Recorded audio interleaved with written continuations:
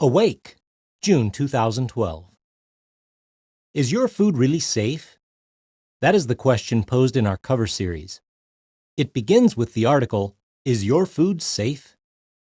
Next, you'll hear 4 articles that present practical suggestions. 1. Shop wisely. 2. Keep it clean.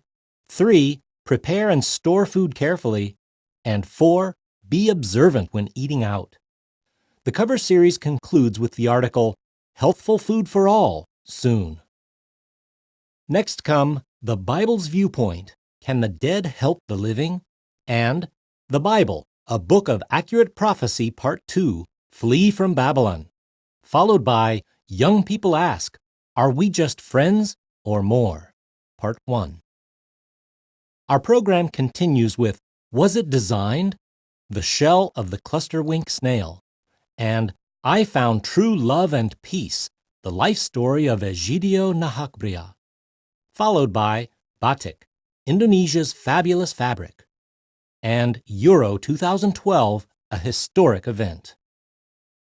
Next come Edible Insects, a meal we will not forget, and Watching the World, followed by From Our Readers. Our program concludes with It Helped Me Conquer a Bad Habit. And now we invite you to listen to our cover series, Is Your Food Really Safe? And the first article, Is your food safe? Germany shuts school over E. coli scare. Reuters News Service, Germany. Salmonella outbreak linked to sprouts in 5 states. USA Today. Meat of 6 cows fed radioactive straw reaches 9 prefectures. The Mainichi Daily News, Japan. The above headlines appeared during a 2-week period last year. Researchers estimate that each year, about 30% of people in developed countries suffer from foodborne illness. How do such reports affect you? I get worried and even angry, admits Hoy, a father in Hong Kong. I have 2 children, and I am concerned about how and where their food is made. The following is supplementary information. Who are at risk? According to the New South Wales Food Authority, Australia, some groups of people are particularly vulnerable to foodborne illness, including children under the age of 5, pregnant women, people over the age of 70, people with compromised immune systems. If you or anyone eating with you falls into one of these categories, you should be particularly cautious about the food you prepare, serve, and eat. Returning to the article. In poorer countries, foodborne and waterborne diseases kill millions, mostly children, every year. In the markets here, food items are exposed to flies, rain, wind, and dust, says Bola, who lives in Nigeria. When I read or hear about food diseases, I feel scared. I want to protect my family. Is it possible to protect your family from unsafe food? The Canadian Food Inspection Agency states, if unsafe food gets into our grocery stores, it makes headlines, and rightly so. But unsafe food, which could lead to foodborne illness, can also happen from what we do or don't do in our own kitchens. What can you do to protect your family from foodborne illness? We will consider 4 ways to make your food safer. End of article. 1. Shop wisely. Unless you grow your own food, your first contact with the food you eat will likely be at a market or supermarket.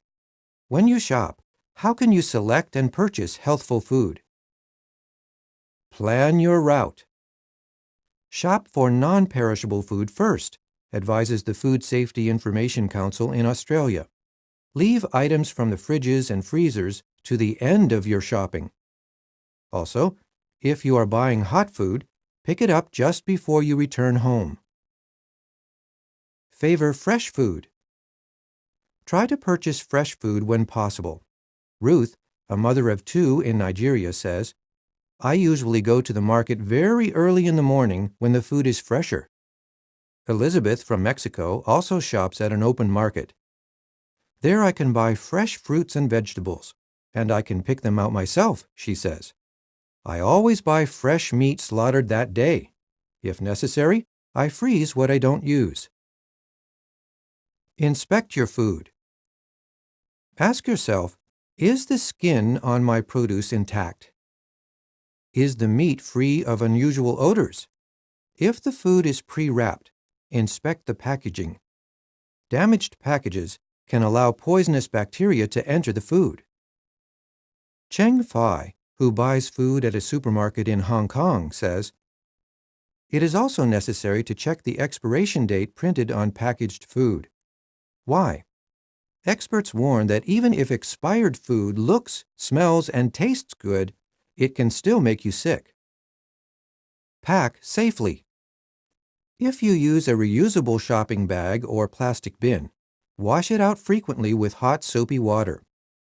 Carry meat and fish in separate bins or bags so they do not contaminate other food. Enrico and Loredana, a couple in Italy, shop locally.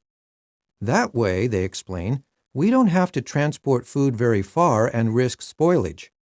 If it will take longer than 30 minutes to return home, put chilled or frozen foods into an insulated bag, or in some other way, make sure it is kept cool. Train your children. I teach my children to check the expiration date of any packaged food items, such as snacks, before they buy them. Ruth, Nigeria. In the next article, learn how to keep your food safe after it enters your home. End of article.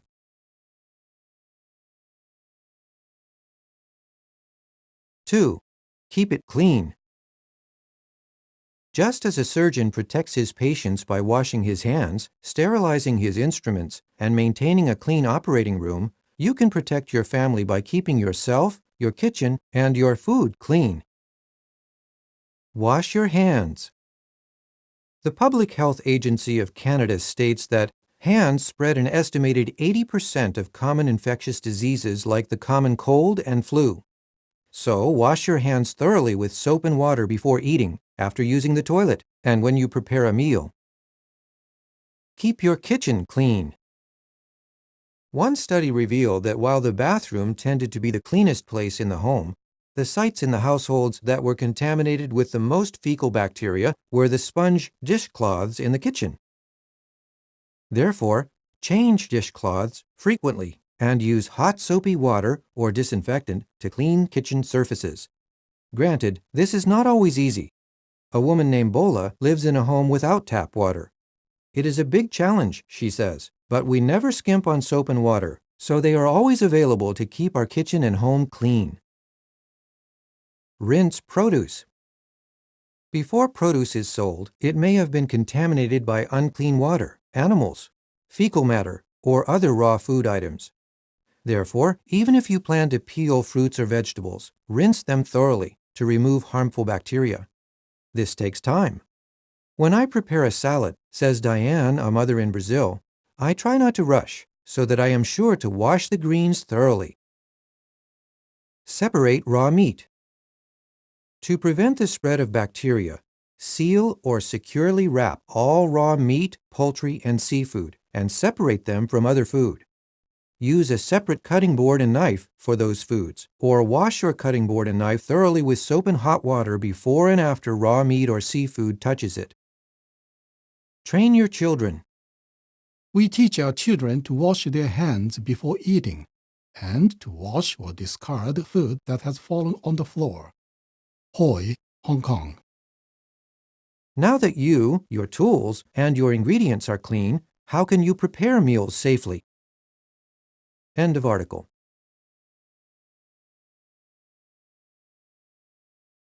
Three, prepare and store food carefully. A careless cook in ancient Israel gathered wild gourds, although he was not acquainted with them. He added the unfamiliar food to a stew. The eaters, who feared that the food may have been poisoned, cried out, "There is death in the pot." 2 Kings 4:38-41. As the above example illustrates, food that is prepared carelessly warrants caution, as it can be harmful or even deadly. To prevent foodborne illness, therefore, Learn to prepare and store food carefully. Consider the following 4 suggestions. Do not thaw meat at room temperature. Even though the center of the meat may still be frozen as it thaws on the counter, says the U.S. Department of Agriculture, the outer layer of the food could be in the danger zone, between 40 and 140 degrees Fahrenheit, 4 to 60 degrees centigrade, temperatures at which bacteria multiply rapidly. Instead, thaw food in the refrigerator, in a microwave, or under cold water in a package that will not leak. Cook thoroughly. According to the World Health Organization, proper cooking kills almost all dangerous microorganisms. When cooking food, especially soups and stews, make sure that it reaches a temperature of at least 158 degrees Fahrenheit, 70 degrees centigrade. Since it can be difficult to judge the internal temperature of some dishes, many cooks use a meat thermometer. The footnote reads, "Some foods, such as poultry, need to be cooked to a higher temperature." End of footnote. Serve soon. Cooked food should not be left at room temperature for too long, so serve it soon, even immediately, to prevent spoilage. Keep cold food cold and hot food hot. You can keep hot meat in an oven set at approximately 200 degrees Fahrenheit or 93 degrees centigrade. Handle extra food wisely. Anita, a mother in Poland, serves most meals immediately after cooking. But if there is extra food, she says, soon after preparation I freeze it in small portions to make it easy to defrost. If you store leftovers in the refrigerator, eat them within 3 to 4 days. Train your children. When my children cook food, I remind them to read and follow the instructions on the food package. Yuk Ling, Hong Kong. At a restaurant, you have to trust someone else to prepare your food. So how can you protect your family when eating out? End of article.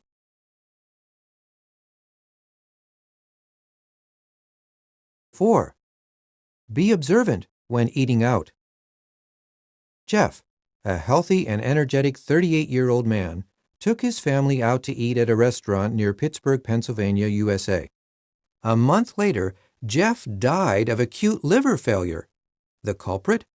Green onions in his meal, contaminated with hepatitis A.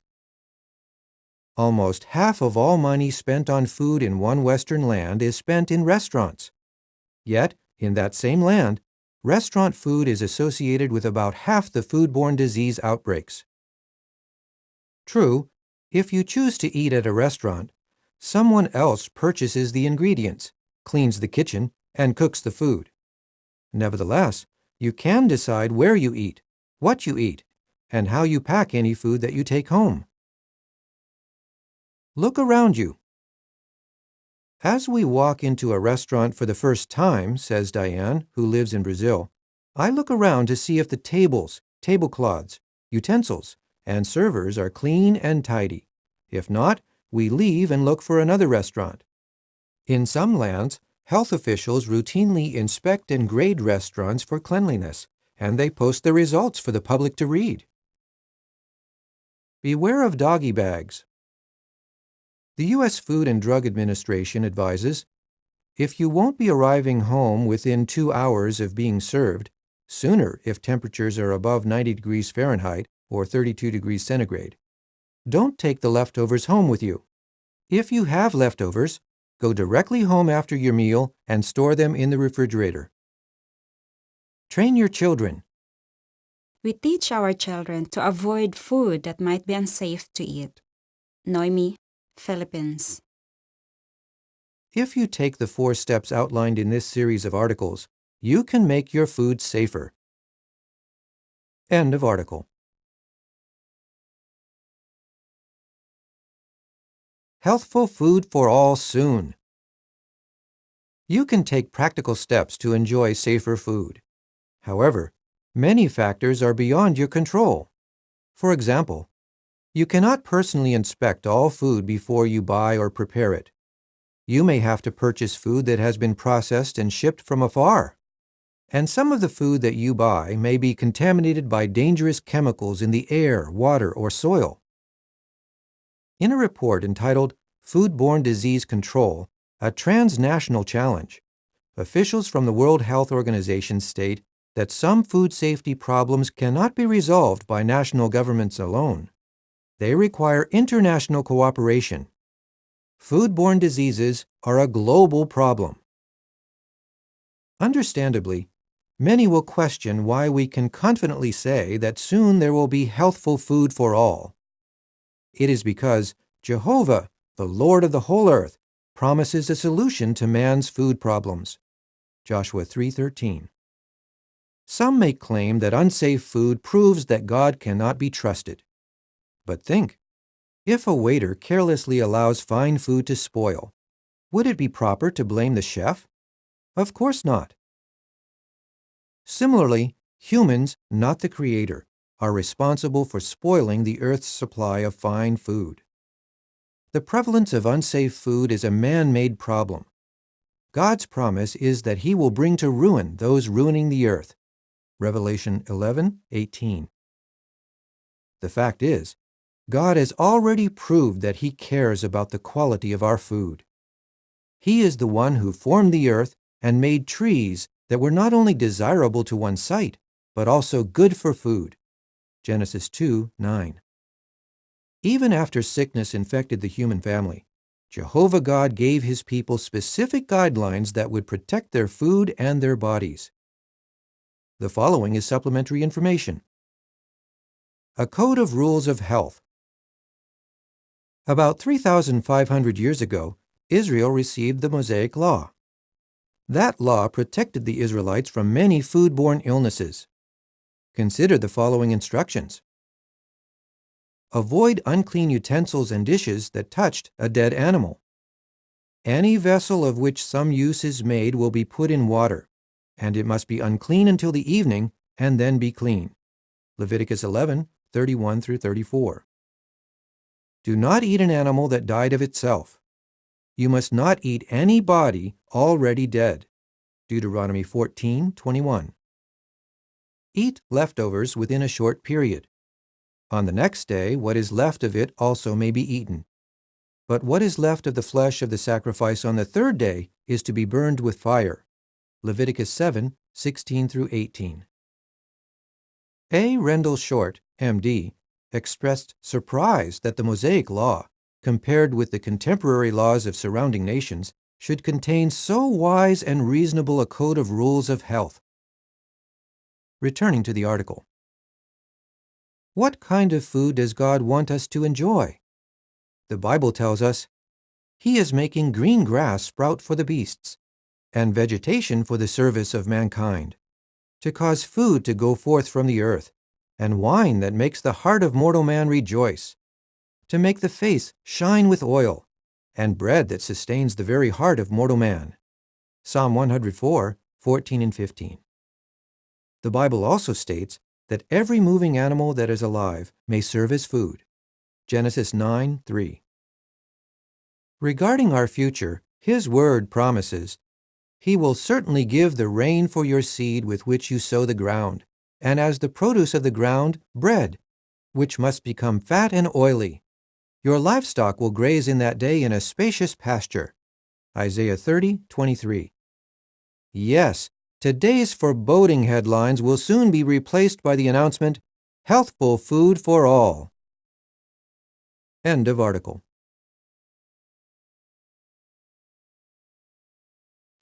The Bible's Viewpoint. Can the dead help the living? People have long believed that the dead are capable of guiding the living. One ancient portrayal of this belief is found in a tale written by the Greek poet Homer about Odysseus, also known as Ulysses. Homer's legendary hero, desperate to know how he could return to his home island of Ithaca, ventured into the underworld to consult a dead seer. Hopeful of receiving answers from the dead to perplexing questions, many people have consulted spirit mediums, slept in their ancestors' tombs, or performed spiritistic rites. Is it really possible to obtain supernatural guidance from the dead? A widespread practice. Many of the world's major religions teach that communication with the departed is possible. The Encyclopedia of Religion observes that necromancy, the art or practice of magically conjuring up the souls of the dead, is primarily a form of divination. It then adds that this practice is widespread. The New Catholic Encyclopedia confirms this by stating that necromancy in various forms has had a worldwide distribution. Little wonder, then, that some faithful in many religions have attempted to obtain knowledge from the spirit world. Although this contact with the dead was severely condemned by the Church, says the New Catholic Encyclopedia, repeated references are made to the practice in the Middle Ages and the Renaissance. What does the Bible say on those matters? Should you inquire of the dead? In ancient times, Jehovah God commanded his people, "There should not be found in you anyone who inquires of the dead." Deuteronomy 18, 9-13. Why would Jehovah make such a prohibition? If it were possible for the living to talk with the dead, it would be a loving thing on God's part to allow such communication, would it not? But simply put, such communication is not possible. How do we know that? The Scriptures repeatedly teach that the dead are unconscious. Consider Ecclesiastes 9:5. The living are conscious that they will die, but as for the dead, they are conscious of nothing at all. Psalm 146:3-4 says, "Do not put your trust in nobles, nor in the son of earthling man, to whom no salvation belongs. His spirit goes out, he goes back to his ground. In that day his thoughts do perish." And the prophet Isaiah likewise spoke of the deceased as being impotent in death. Isaiah 26:14. Numerous people believe, however, that through the use of spiritistic practices, they have been able to contact dead loved ones. Such experiences are common, so it is evident that many have spoken with someone from the spirit world. As the Scriptures previously cited show, however, they have not spoken with the dead. With whom then have they spoken? Talking with whom? The Bible reveals that spirit sons of God rebelled against their Maker and became demons. These promote the false idea that humans live on after death. To further this untruth, they pretend to be dead persons by speaking to the living from the spirit realm. The Bible relates that King Saul of Israel, after being abandoned by Jehovah for disobedience, attempted to consult the dead prophet Samuel through a spirit medium. Saul did receive a message from the spirit world, but not from Samuel. Samuel, in fact, had refused to see the king, and Samuel opposed spirit mediums. In reality, Saul received information from a demon who merely pretended to be Samuel. The demons are God's enemies, and contact with them is dangerous. For this reason, the Scriptures command, "Do not turn yourselves to the spirit mediums, and do not consult professional foretellers of events, so as to become unclean by them." Leviticus 19:31. Anyone who inquires of the dead, warns Deuteronomy 18:11-12, is doing something detestable to Jehovah. Indeed, among the other acts of unfaithfulness for which Jehovah put King Saul to death was Saul's asking of a spirit medium to make inquiry. 1 Chronicles 10:13-14. To whom then should you turn when you feel the need for superior guidance, when faced with perplexing questions or choices? The Scriptures describe Jehovah God as the grand instructor. If you and your loved ones consult His Word, the Bible, and actually practice what it teaches, it will be as if your own ears will hear a word behind you saying, "This is the way. Walk in it, you people." Isaiah 30:20-21. Though Christians today do not expect to hear a literal voice from the true God, He can guide them by means of the Bible. Yes, Jehovah Himself is, as it were, saying, "Let me be your guide." Have you wondered? How does God view attempts to contact the dead? Deuteronomy 18:9-13. Can the dead provide the living with knowledge? Why do you so answer?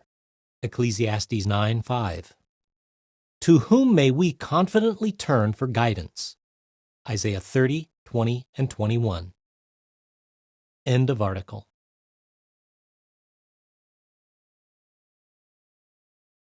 The Bible, a book of accurate prophecy. Part 2. Flee from Babylon. This 8-part series in Awake is examining an outstanding feature of the Bible, its prophecies or predictions. The articles will help you to answer these questions. Are Bible prophecies merely the work of clever humans? Do they bear the hallmark of divine inspiration? We invite you to weigh the evidence. In the preceding article in this series, we considered 3 prophecies found in the Bible regarding the offspring of Abraham. The evidence shows that God fulfilled those promises through the ancient nation of Israel, who were descendants of Abraham. Ancient Babylon was another nation that played an important role in Bible history, particularly during the 7th century BCE. Let us consider 3 Bible prophecies concerning this kingdom and see if they point to evidence of divine inspiration. The prophet Moses warned the ancient people of Israel, "If you should at all forget Jehovah your God and walk after other gods and serve them and bow down to them, you people will absolutely perish." Deuteronomy 8:19. Still, the Israelites repeatedly rebelled against God by turning to idol worship. In time, God's patience ran out, and he allowed his wayward servants to fall into the hands of the Babylonians. Under King Nebuchadnezzar, also known as Nebuchadrezzar, Babylon's forces came against Israel, where they laid siege to Jerusalem. Was this siege significant? Let us consider what the prophet Jeremiah wrote nearly 20 years before the event occurred. Prophecy 1. For the reason that you, the Israelites, did not obey my, God's, words, here I am sending to Nebuchadrezzar the king of Babylon, and I will bring them, the Babylonians, against this land and against its inhabitants, and all this land must become a devastated place, an object of astonishment, and these nations will have to serve the king of Babylon 70 years. Jeremiah 25:8-11. Fulfillment. After an extended siege, Nebuchadnezzar sacked Jerusalem in 607 BCE. He also conquered other Judean cities, including Lachish and Azekah. He deported most of the survivors to Babylon, where they were held captive for 70 years. What history reveals? The Bible identifies Nebuchadnezzar as being the king of Babylon about the time of Jerusalem's destruction. Archaeological evidence supports the Bible's testimony about his existence. A cameo made of onyx stone is on display in Florence, Italy. It bears an inscription that says in part, "In honor of Merodach, his lord, Nebuchadnezzar, king of Babylon, in his lifetime had this made." Nebuchadnezzar ruled from 624 to 582 BCE. The book The Bible and Archaeology says that excavations and surveys in Lachish confirm the following. The final destruction was violent, and so fierce was the fire which destroyed the city, Lachish, that the limestone of the buildings turned to lime. Prophecy 2. In accord with the fulfilling of 70 years at Babylon, I, Jehovah, shall turn my attention to you people, the Jewish exiles, and I will establish toward you my good word in bringing you back to this place, the land of Judah. Jeremiah 29:10. Fulfillment. After 70 years of exile, from 607 to 537 BCE, King Cyrus of Persia released the Jewish captives and allowed them to return to their homeland to rebuild the temple in Jerusalem.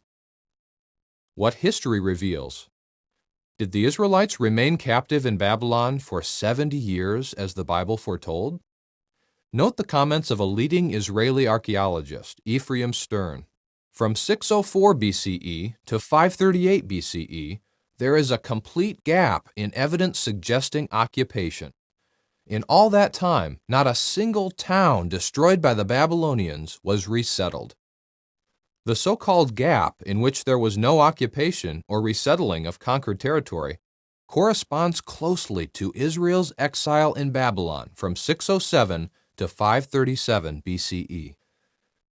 Ancient nations throughout Mesopotamia wrote on tablets made of soft clay. One hardened clay tablet, known as the Cyrus cylinder, dates back to about 539 BCE, the same year that King Cyrus of Persia overthrew the Babylonian Empire. One inscription reads, "I am Cyrus, king of Babylon." The same inscription goes on to report, "I returned to certain previously named sacred cities on the other side of the Tigris, the sanctuaries of which have been ruins for a long time, the images which used to live therein.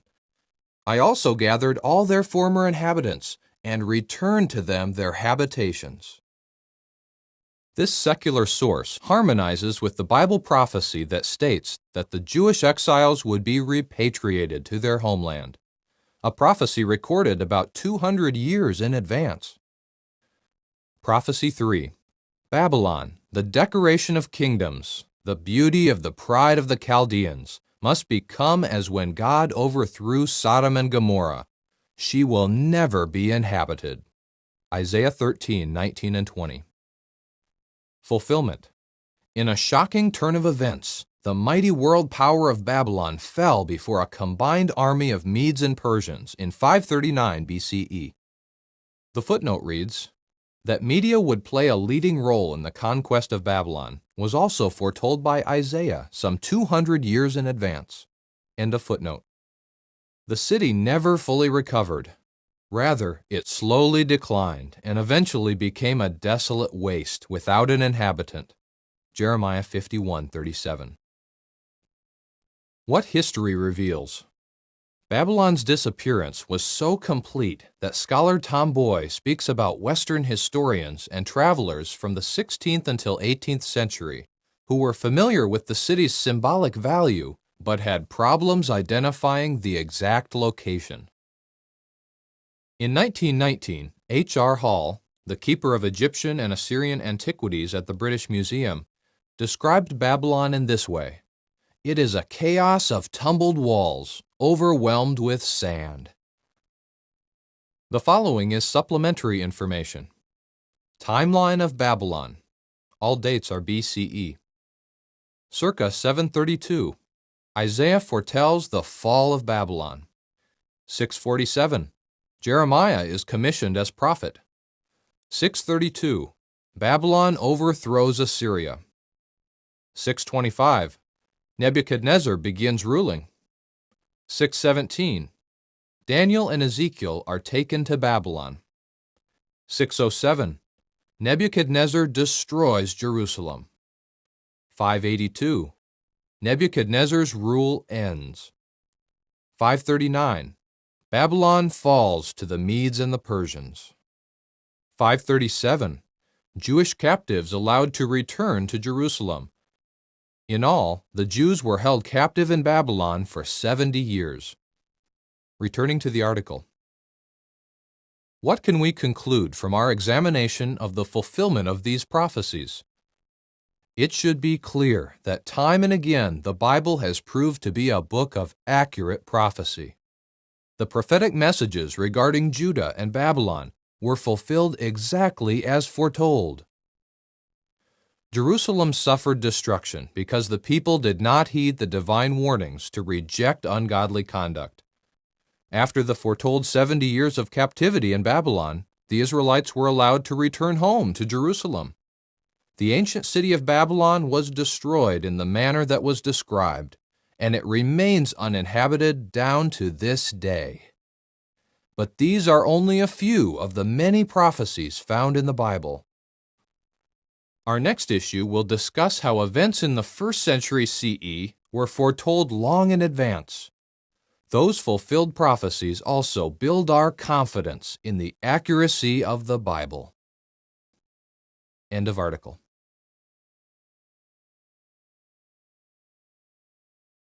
Young people ask, are we just friends or more? Part 1. Did a particular person come to mind when you heard the title of this article? If you answered yes, then listen to this article immediately. You may need it more than you realize.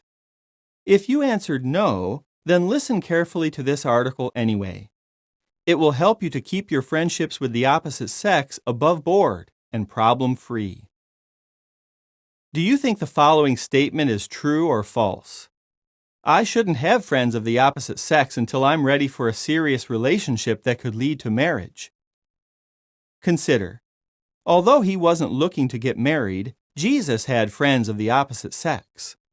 Evidently, so did the single man Timothy, for the Apostle Paul told him to treat younger women as sisters with all chasteness. 1 Timothy 5:1-2. Paul must have realized that as Timothy served in various congregations, he would meet a number of young women. Would it be wrong for Timothy to socialize with them? No. But since he wasn't pursuing marriage yet, Timothy would need to set boundaries so that he wouldn't get romantically involved, certainly not flirting with those young women or otherwise toying with their feelings. What about you? Are you in a position to pursue marriage? If yes, your friendships with members of the opposite sex may well lead to finding a lifelong mate. If no, you need to set boundaries. Easier said than done? Absolutely. It's difficult to maintain a just friends relationship, says 18-year-old Nia. It's not easy to know where to draw the line. Why do you need to draw a line at all? Because if you don't, you're bound to get hurt or hurt others. Consider why. Fact of life. When you get emotionally involved before you're ready for a serious relationship, someone will get hurt. It happened to me twice, says 19-year-old Kelly. One time I developed feelings for a boy, and the other time a boy started having feelings for me. Both times someone got hurt, and it has left me with scars that I carry to this day. To think about. In what settings would it be proper for you to socialize with members of the opposite sex? What settings would you do well to avoid? Why is it unwise to pair off with the same person repeatedly? What might the other person assume? What might you assume? At times, I have lied to myself, saying, "Oh, we're just friends. He's like a brother to me." But then, when he moves on, I feel hurt, as if he owed me something. Denise. The Bible says, sensible people will see trouble coming and avoid it, but an unthinking person will walk right into it and regret it later. Proverbs 22:3, Good News Translation. The following is supplementary information. What would you do? True story. I texted a friend of mine who lives about 1,000 miles or over 1,500 kilometers away. We texted each other perhaps once a week. I wasn't interested in him romantically, and I didn't think he was interested in me either. Then one day he sent me a text that read, "Hey, beautiful. I miss you. What have you been up to?" I was stunned. I told him that I viewed our relationship as just friends, and that I wasn't interested in him romantically. He texted back, "Whatever." And then he never texted me again. Jeanette. If you're not in a position to be in a serious relationship or are not inclined to be in one, how would you respond if you received a text message similar to the ones Jeanette received? If you are a boy, do you think the text messages sent to Jeanette were appropriate? Why or why not? In your opinion, does texting make it easier to get emotionally involved than face-to-face discussions do? Why or why not? What your peers say. Joshua. The more time you spend with the same person, the more likely you are to become attached. Natasha. If you intend to be just friends, but you regularly hang out with just one particular person, romantic feelings will get stirred up in one or both of you. Kelsey. Even if you start out as just friends, it's easy for feelings to change if you spend a lot of time together. It's not impossible to be just friends, but it takes maturity and discernment. Returning to the article, Fact of life. When you get emotionally involved before you're ready for a serious relationship, you can lose a good friendship. A boy and I would text each other, recalls 16-year-old Katie. But soon he began flirting, and we were texting each other almost every day. Then one day he told me how much he liked me and that he wanted to be more than just friends. The problem was, I didn't like him in a romantic way at all. After I told him that, we seldom talked, and our friendship ended. To think about. Who got hurt in Katie's case and why? Could Katie or the boy have prevented a negative outcome? If so, how? When texting, in what ways could a person unwittingly give the impression that he or she would like to be more than just a friend? Sometimes I've had to pull myself back. Boys can be great friends, but I didn't want to mess up the friendship by being more than that. Laura. The Bible says, smart people watch their step. Proverbs 14:15, Good News Translation. The bottom line? Socializing with members of the opposite sex isn't wrong in itself. But if you're not ready for a serious relationship that could lead to marriage, you need to set boundaries. Why not ask your parents? Ask your parents for their thoughts on the questions presented in this article. Do their opinions differ from yours? If so, how? What merit can you see in their point of view? In the next Young People Ask, getting emotionally involved before you're ready for a serious relationship can damage your reputation. Find out how. More articles from the Young People Ask series can be found at the website www.watchtower.org/YPE. End of article. Was it designed? The shell of the Clusterwink snail. Many sea creatures are bioluminescent, that is, able to produce light. The Clusterwink snail uses this ability in a unique way. When threatened by a predator crab, the Clusterwink retreats into its shell and flashes, producing flickers of light that scare off the crab. But how does light shine through the snail's shell? Consider, far from being a barrier, the shell of the Clusterwink snail diffuses light. Dimitri Dehaene and Nerita Wilson, scientists at the Scripps Institution of Oceanography in San Diego, California, USA, found that the light produced by the snail is uniformly spread throughout the entire shell, and the shell diffuses the light 10 times more efficiently than a commercial diffuser of the same thickness, 0.02 inches or 0.5 millimeters. At the same time, the shell's ability to transmit this light to its surroundings is 8 times more efficient than man-made diffusers. Surprisingly, this extraordinary capability to diffuse or transmit light is not found in the shells of closely related non-bioluminescent marine snails. Not coincidentally, this light happens to be the color that travels the farthest in seawater. Dr. Dehaene says that learning about the Clusterwink snail could be important for building materials with better optical performance. The field of biophotonics, which uses light for medical analysis and treatment, also stands to benefit from such research. And in this era of light-emitting diodes, diffusers capable of more efficiently amplifying small light sources will doubtless contribute to energy savings.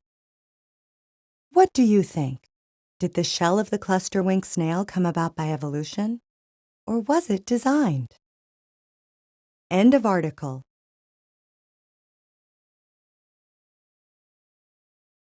I found true love and peace. The life story of Egidio Nohokbria. I grew up feeling abandoned and unloved. Yet now I feel loved and have genuine inner peace. How did this transformation take place? Let me explain. I entered the world in 1976 in a dirt floor hut in the mountains of East Timor, then a part of Indonesia.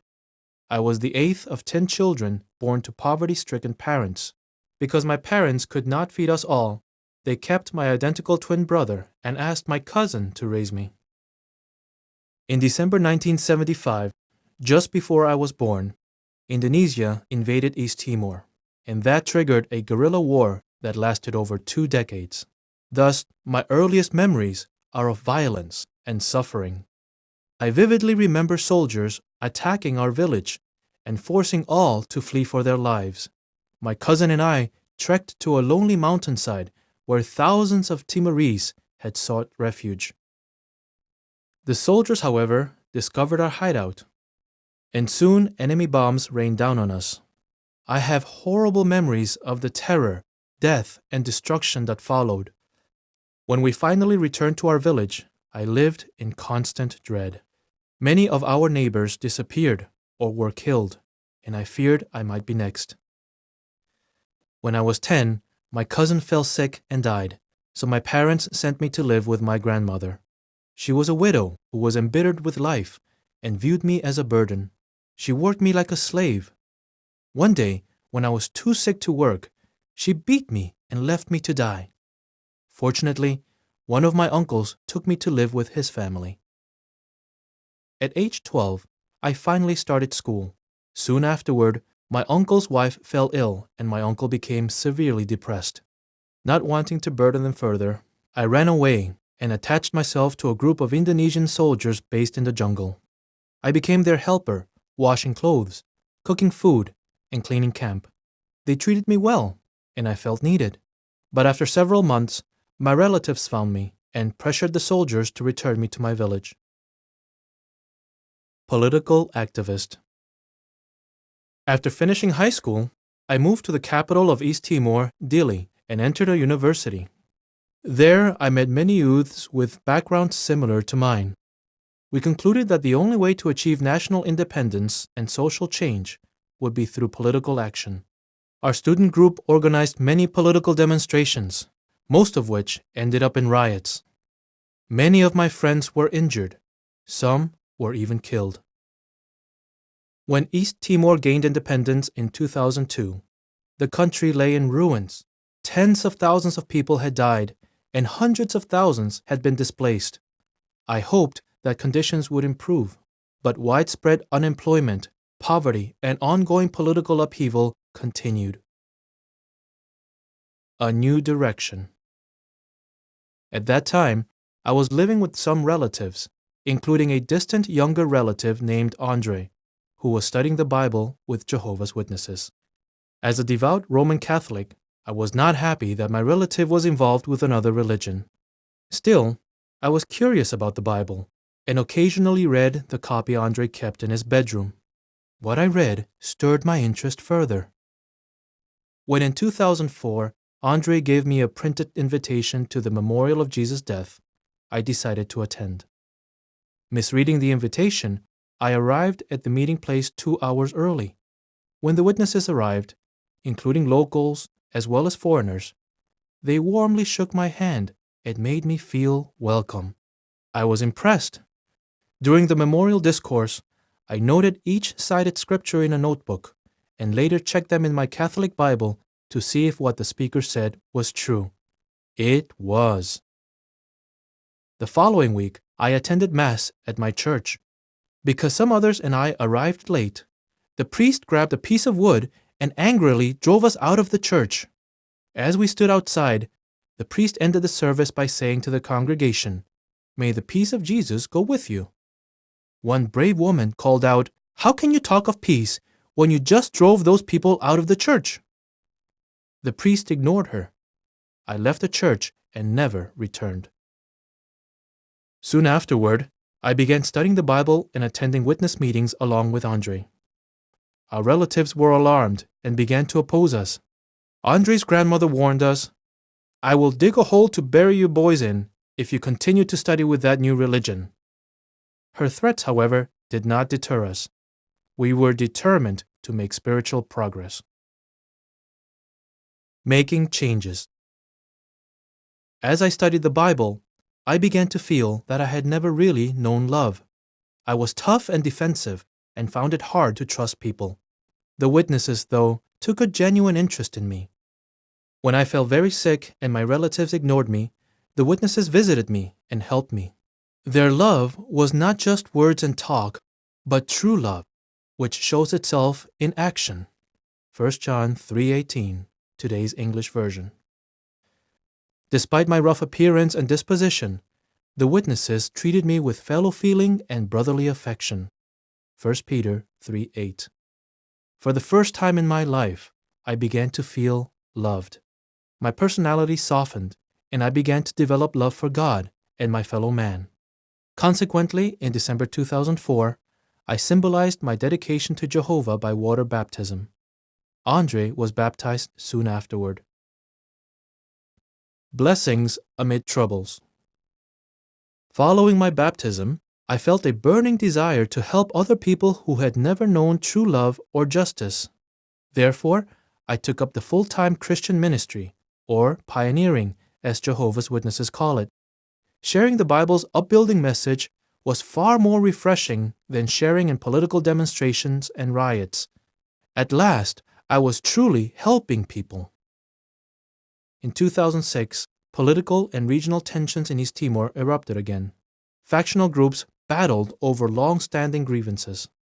The city of Dili came under siege, and many Easterners fled for their lives. Along with other witnesses, I escaped to Baucau, a large town about 70 miles, or 120 kilometers, east of Dili. There, our ordeal turned into a blessing, since we were able to establish a new congregation, the first one outside Dili. 3 years later, in 2009, I received an invitation to attend a special school for full-time Christian ministers in Jakarta, Indonesia. The witnesses in Jakarta took me into their homes and their hearts. Their genuine love deeply impressed me. I sensed I was part of a global association of brothers, an international family who truly cared for me. 1 Peter 2:17. Peace at last. After the school, I returned to Baucau, where I still live. Here, I delight in helping people spiritually, just as others once helped me. For example, in one isolated village outside Baucau, I and others teach the Bible to about 20 people, including many older ones who cannot read or write. The entire group attends weekly meetings, and 3 individuals have joined our spiritual family as baptized members of the Christian congregation. Several years ago, I met Felizarda, a warm-hearted girl who accepted Bible truth and rapidly progressed to baptism.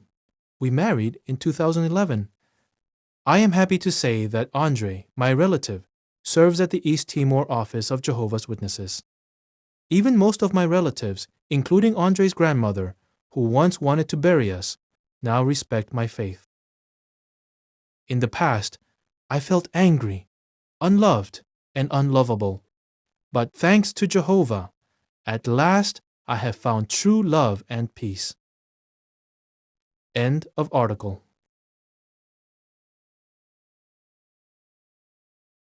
Batik, Indonesia's fabulous fabric. Batik has been around for ages, yet it is not old-fashioned. Royalty wear it at fancy receptions, as do traders at local marketplaces. It is beautiful, colourful, and incredibly varied. But what is batik? How is it made? Where did it originate? And how is it used today? Batik is a fabric with an ancient history.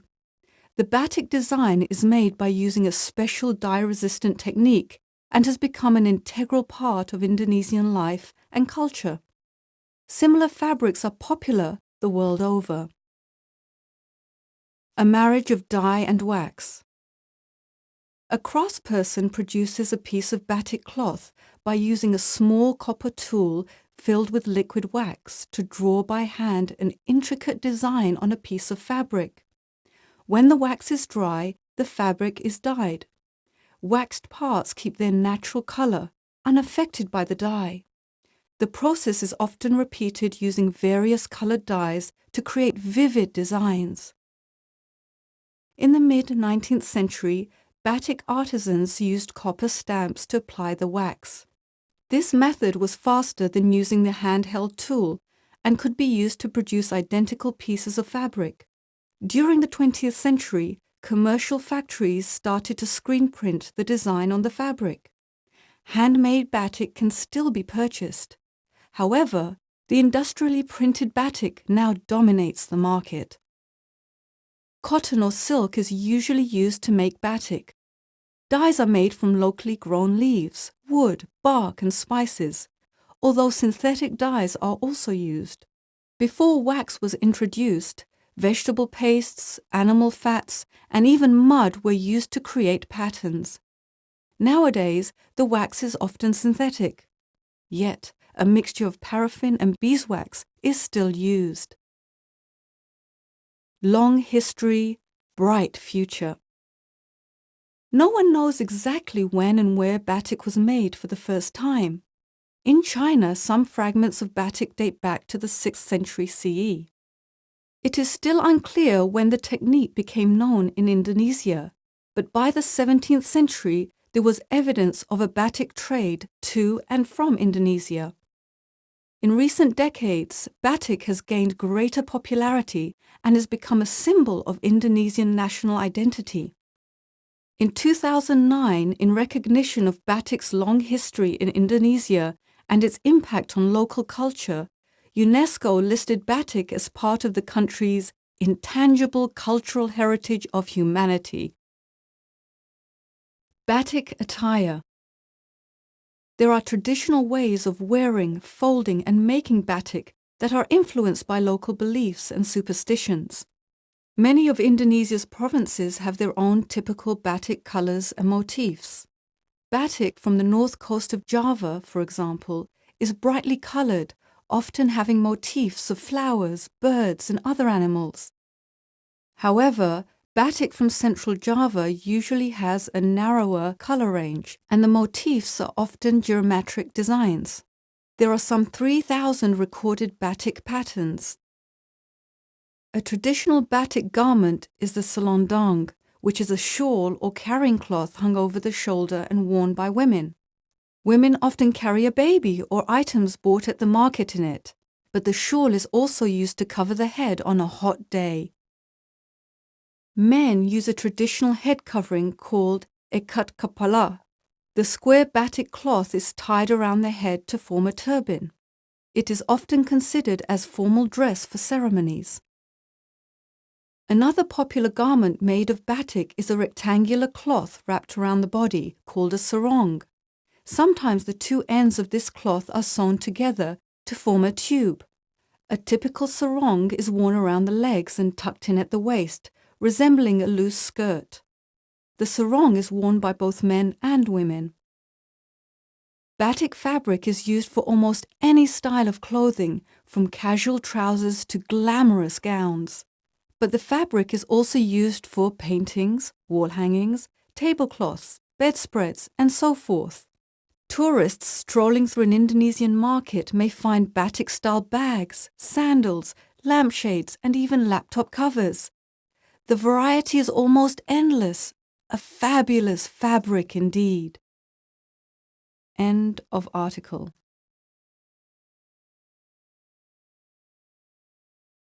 Euro 2012, a historic event. Do you enjoy watching a good soccer match, or perhaps even participating in one? If so, likely you are aware of the UEFA, Union of European Football Associations, Euro 2012 games, which are scheduled to kick off in Warsaw, Poland on June 8th, with the concluding match to be held on July 1st in Kiev, Ukraine. What is Euro 2012, and what preparations have gone into it? What makes it a historic event? Creating history together. European football or soccer championships have been held in Europe every 4 years since 1960. Among the diverse countries that have hosted these matches are Austria, Belgium, England, France, Germany, Italy, the Netherlands, Portugal, Spain, Sweden, Switzerland, and Yugoslavia. This year, the final tournament will be jointly hosted by Poland and Ukraine.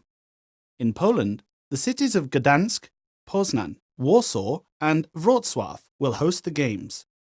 In Ukraine, matches will play out in Donetsk, Kharkiv, Kiev, and Lviv.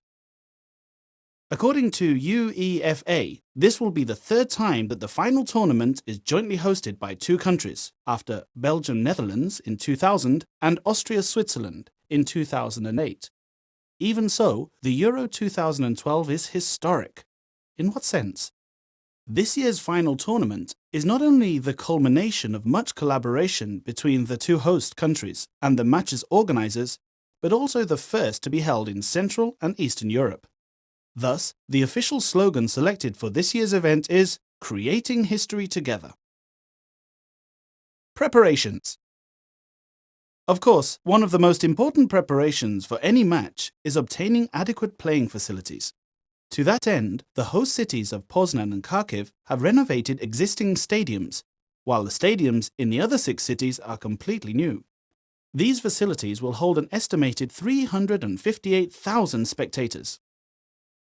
With so many spectators anticipated, the host cities have put much thought and effort into safety precautions. Thousands of security staff have been training for the event. According to Science and Scholarship in Poland, their training included practicing safety tactics on 140 projects, covering crowd control, creating safety zones, and cooperation with foreign security teams. Why are such measures necessary? For one thing, authorities recognize that large sporting events are potential targets for terrorist activity. They also know that rowdy spectators often pose a threat to one another, as past incidents of violence and hooliganism have revealed.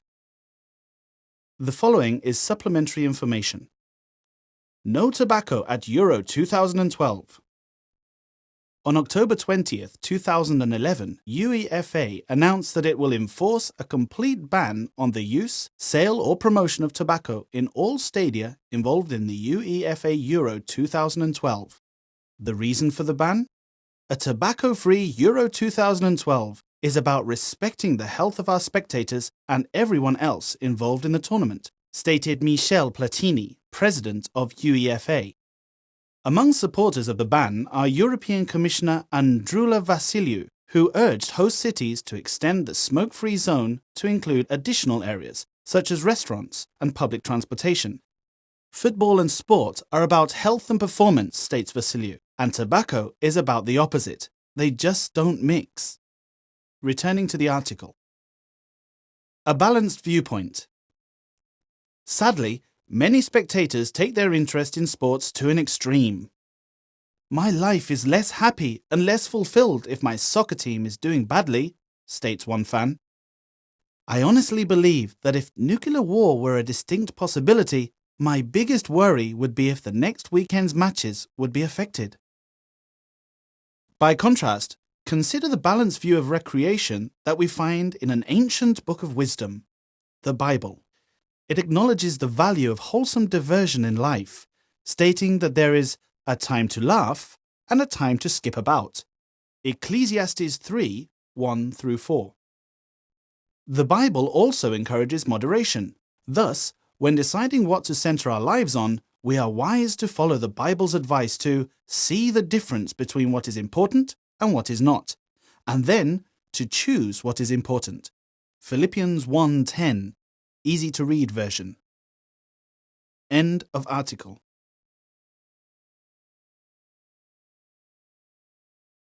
Edible insects, a meal we will not forget. Several friends have invited my wife and me to share a meal in a quiet neighborhood in Bangui, the capital of the Central African Republic. Come in! I hope you're hungry, they say to us as we arrive. Even before we enter, we smell enticing aromas of onions, garlic, and spices, and hear the noisy chatter of our friends. Our host, Ella, entertains us with talk of the meal to come. Insects are an important source of protein for many in Central Africa, Ella says. But we don't eat them because we have to. We eat them because they taste so good. She adds, today we will be eating makongo, caterpillars. We should not have been surprised. Though insects on the dinner plate may not appeal to all tastes, in well over 100 countries, some insects are considered a delicacy. A feast in the forest. A variety of insects are eaten in the Central African Republic. During the rainy season, termites called bobo swarm around termite mounds, or in urban areas, around electric lights. After an evening storm, children run to collect them by the basketful, often tossing them in their mouth with shrieks of delight. Termites are eaten sun-dried, roasted with salt, and spiced with hot pepper, or they may be boiled in stews or dumplings. Hindagozo refers to green grasshoppers that arrive in the area in the dry season. Central Africans roast grasshoppers or simmer them in water after the insect's legs and wings have been removed. Several species of caterpillar are also eaten throughout the country. We were invited to enjoy the larvae of the Imbrasia. A large brown moth lays its eggs in sapelli trees. After the caterpillars are hatched, villagers collect and wash them. The caterpillars are then simmered with tomatoes, onions, and other ingredients according to a family's recipe. Some may be dried or smoked for preservation. They can also be kept for up to 3 months for later use. Safe and good for people. Although not all insects are edible, many are safe when harvested from areas free of pesticides and fertilizers and prepared properly. Of course, as a precaution, they should be avoided by those allergic to the insect's marine counterparts, shellfish, which are also arthropods. In contrast to most shellfish, which scavenge for decaying matter, most edible insects eat only clean leaves and consume plants that humans might otherwise be unable to digest. Caterpillars have an amazing amount of nutrition concentrated in a deceptively small package. According to the Food and Agriculture Organization of the United Nations, dried caterpillars contain more than double the protein of beef. Food experts are rediscovering insects as a source of nourishment in developing lands. Depending on the species of caterpillar eaten, just 3.5 ounces, or 100 grams, can provide a large part of the daily requirements of such important minerals as calcium, iron, magnesium, phosphorus, potassium, and zinc, as well as many vitamins. Additionally, flour made from ground caterpillars can be mixed into a pulp to supplement the diet of undernourished children. Besides their nutritional value, there are other benefits to entomophagy, the practice of eating insects. Using insects for food is environmentally friendly. Doing so requires little water and produces few greenhouse gas emissions. Added to that, collecting insects for food is a natural means of pest control. The main course. As we anticipated this special meal, we remembered that the law covenant given to the ancient nation of Israel declared locusts to be clean. Servants of the true God, such as John the Baptist, ate them. Still, we may initially hesitate to eat something that we are not accustomed to eating. Ella returned from the kitchen with a steaming entree that grabbed everyone's attention. With us were 8 Central Africans with beaming smiles, and before us were 2 large bowls of caterpillars. As visitors, we received the honor of being served first, and generously so. We can say, if you are privileged to enjoy such an inexpensive, delicious, and nutritious meal, do not hesitate. It is a meal you will never forget. End of article. Watching the world. How many species on Earth? We are still remarkably uncertain as to how many species exist, highlighting a significant gap in our basic knowledge of life on Earth, say scientists whose research appears in the journal PLOS Biology. Although their estimate is 8.7 million species of living things, give or take a million or so, other experts put the figure anywhere between 3 million and 100 million. So far, only about 1.2 million of those species have been classified, and it is believed that at the present rate, it could take over 1,000 years to catalog the remainder. This slow advance in the description of species will lead to species becoming extinct before we know they even existed, say the researchers. According to the Harvard School of Public Health, USA, the world's population surpassed 7 billion in late 2011, up from 6 billion in 1999. The University of Cambridge, Britain, reports, overall, 58.8% of people in the United Kingdom said they felt that their family would benefit from having technology-free time, where all communications are switched off. 1 in 3 people has felt overwhelmed to the point of needing to escape from communications technologies. Archaeology by satellite. Archaeologists are using a new method to locate sites of interest to them. They are employing analytic tools to interpret pictures taken by high-resolution and infrared satellite photography. Images taken from 440 miles or 700 kilometers above Egypt, for example, are reported to have revealed the locations of 17 previously unknown pyramids, 1,000 ancient tombs, and some 3,000 lost settlements. Because infrared photography is capable of penetrating the Earth's surface, the technology is revealing outlines of long-forgotten and buried structures which are invisible on the ground. According to Fordham University, USA, since 1976, the Conference of America's Catholic Bishops has issued statements before each presidential election year to help Catholics apply their faith to their political choices. The Economist, Britain, writes, "If sufficient numbers of criminals want to create havoc on the streets, they can. A moral malaise has gripped a minority of young Britons, a subgroup that is nevertheless big enough to terrorize and humiliate the country." End of article.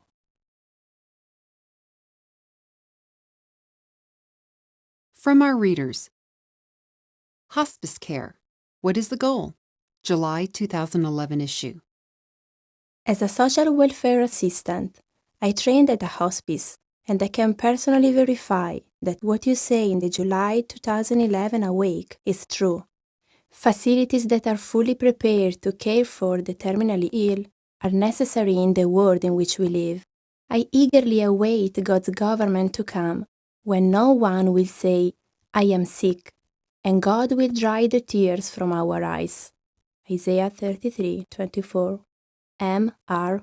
Italy. I was a little disappointed and dismayed to see adult diapers mentioned in the article. The term is very demeaning to anyone who is in the situation of having to wear protective underwear. Not one of the commercial packages containing protective helps uses the word diaper. Name withheld, United States. Awake responds, "Thank you for bringing this point to our attention. Our heart goes out to anyone who is dealing with serious health problems, and we certainly do not want to add to a person's suffering by using terms that some may consider to be demeaning. We apologize for any distress this may have caused our readers." Young people ask, what should I know about social networking? July 2011 issue. Thank you for this article. I am 26 years old. I had been planning to open a social networking account, not because I wanted to have more friends, but because many were encouraging me to do so. This article helped me a lot. You can gain friends without belonging to a social networking site. MP, Philippines.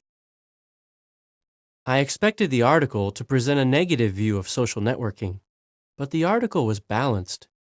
It looked at the positive and negative aspects and provided advice on how we can protect ourselves from the potential dangers of social networks. It impressed on my mind the need to use caution when posting personal information on the internet. C.W., United States. Secrets of Family Success, October 2009 issue. This special issue has been a great help to our family. I especially enjoyed the boxes, "Try this exercise," that were provided with each of the 7 secrets. The specific suggestions that were offered have already been put to use in my family. H.H. Korea. For Family Review. Thank you very much for this regular feature. Our 6-year-old daughter enjoys the children's picture search and especially likes coloring the pictures. These articles accentuate the parents' role in training their children from a very early age. The work that you are doing for the little ones is invaluable. M.P. Poland. End of article.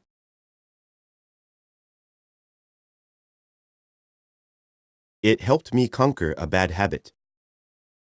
Last year, the book Questions Young People Ask, Answers That Work, Volume 1 was released.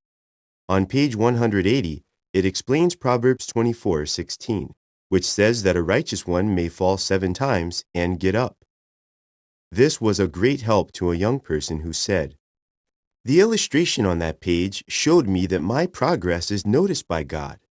This book made me realize that I can make my prayers more specific and ask God to help me with my feelings of worthlessness. In turn, I will be able to pray to Him before giving in to temptation and thereby conquer my bad habit. I have confidence that even though I have fallen more than 77 times over the years, I will overcome my problem. I no longer feel that I'm the worst sinner to walk the planet." You may request a copy of this book by writing to 25 Columbia Heights, Brooklyn, New York, 11201, 2483. End of article. For further information, please visit our website at www.jw.org. End of magazine.